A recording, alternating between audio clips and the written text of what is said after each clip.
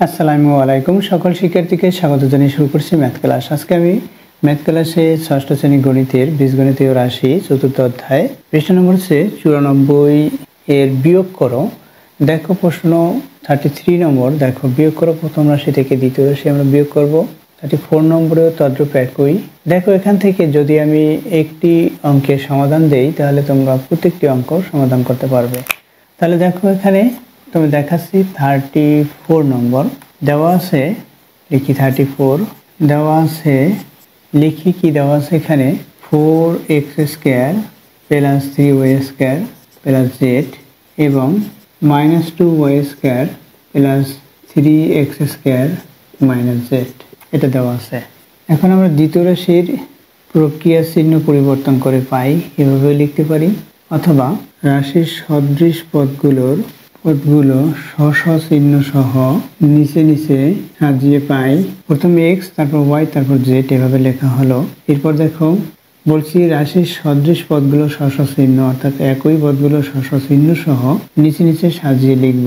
এরপর হচ্ছে 3 প্লাস এখানে 3x স্কয়ার, এরপর হচ্ছে -2y স্কয়ার, এরপর হচ্ছে -z আমরা সাজিয়েছি স্ব চিহ্ন সহ। এখন দ্বিতীয় রাশির চিহ্ন পরিবর্তন করবে, এখানে প্লাস আছে মাইনাস হবে, এখানে মাইনাস আছে প্লাস হবে, মাইনাস আছে প্লাস হবে। এখন যে চিহ্ন পরিবর্তন করছি এই চিহ্নগুলি এই দ্বিতীয় রাশির চিহ্ন মনে করে আমাদের এটা যোগ করতে হবে। যেমন এখানে প্লাস যোগ করবো কিভাবে, এটা প্লাস এটাও প্লাস, সুতরাং প্লাস হবে অর্থাৎ মোট হবে এখানে 1 আছে এখানে 1 আছে অর্থাৎ 2 লিখলাম। এরপর হচ্ছে জেড, এই জেড রাশিটি লিখেছি।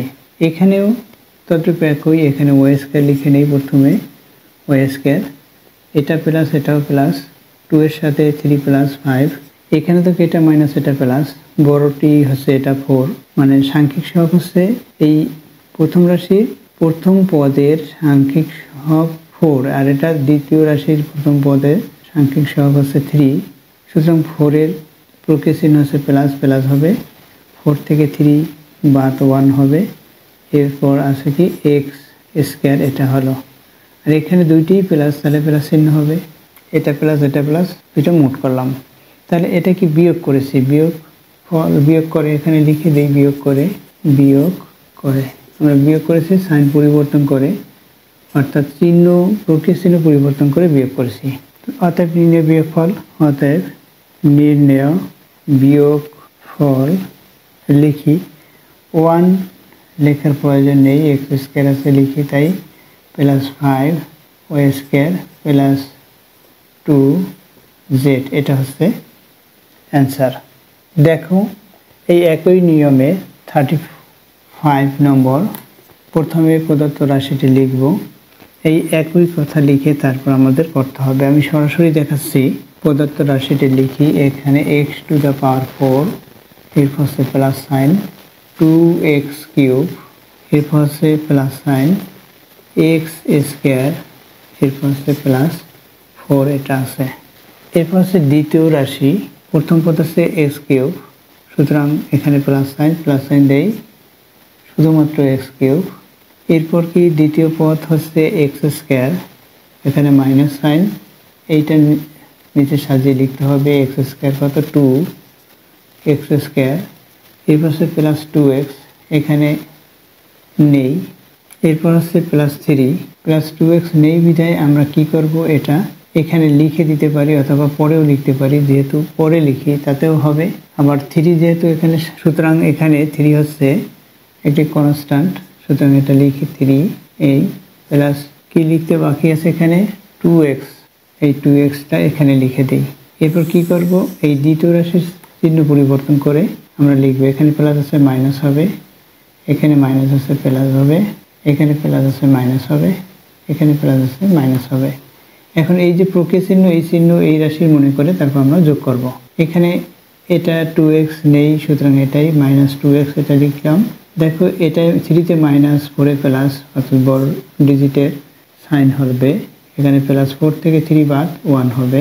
এরপর এখানে কি এটা প্লাস এটাও প্লাস, টোটাল হবে অর্থাৎ এক্স স্কয়ার প্রথমে লিখে নিই, এই 2 এখানে 1 আছে 1 এক্স স্কয়ার যেহেতু তার 3 এক্স স্কয়ার হলো, আমরা মোট করেছি 2 এর সাথে 1 যোগ করে 3 করেছি। এখানে দেখো 2 বড়, এই 1 এর চেয়ে 1 এর মাইনাস সাইন, মানে 1x কিউব মাইনাস, তাহলে প্লাস বড়টা দিতে হবে। 2 থেকে 1 বাদ, অর্থাৎ 1 হলো। x কিউব আছে রাশি, সেই x কিউব লিখলাম। এখানে দুটি প্লাস ছিল, তাই প্লাস সাইন আমাদের লিখতে হবে। এই 2 তে প্লাস, 3 তে 1 এ প্লাস, অর্থাৎ 3 হলো প্লাস। এখানে এটা যা আছে তাই লিখতে হয়। x টু দ্য পাওয়ার 4 আছে, সেটা লিখে দিলাম। এটার সাইন এখানে প্লাস সাইন না লিখলে হবে।